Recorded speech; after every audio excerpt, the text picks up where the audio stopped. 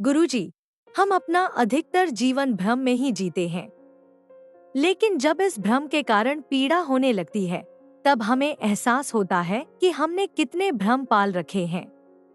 इस भ्रम से बाहर निकलने के लिए हमारे भीतर जो एक आंतरिक खोज, सेल्फ इंक्वायरी शुरू होती है, क्या वह खोज भी उसी भ्रम का ही एक हिस्सा है?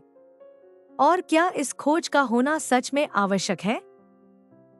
भ्रम भी एक मन की अवस्था ही है। ये सब कुछ मन में ही आता है।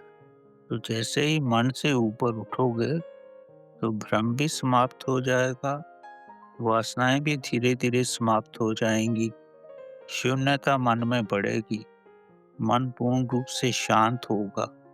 जब तालाब शांत होगा तो आप स्वयं के भीतर भी देख पाओगे। तब आपको कोई भ्रम नहीं रहेगा। स्वयं को शांत करो, मन से ऊपर उठो, तो भ्रम स्वयं ही शून्य हो जाएगा। जब आपको सब कुछ स्पष्ट ही नजर आएगा तो भ्रम कहाँ से है? भ्रम तो रहेगा ही नहीं। भ्रम तो तब तक रहता है जब तक आपका मन का जल जो है वो दूषित है। तो आपको नहीं मालूम कि अंदर पत्थर पड़ा है या हीरा पड़ा है। यही भ्रम है। साधना से अपने मन रूपी जल को स्वच्छ करो। जैसे ही वो पूर्ण रूप से स्वच्छ हो जाएगा, किसी प्रकार का भ्रम नहीं रहेगा। ये जितने भी हैं सब मन की उलझने ही हैं। जैसे ही मन से ऊपर उठोगे तो चेतना का प्रकाश होगा। जैसे ही चेतना का प्रकाश होगा तो आपको स्पष्ट दिखेगा कि आपके हाथ में सांप है या रस्सी है। तो भ्रम पूर्ण रूप से समाप्ति हो जाएगा। आप अंधेरे में हो, इसीलिए भ्रम में हो।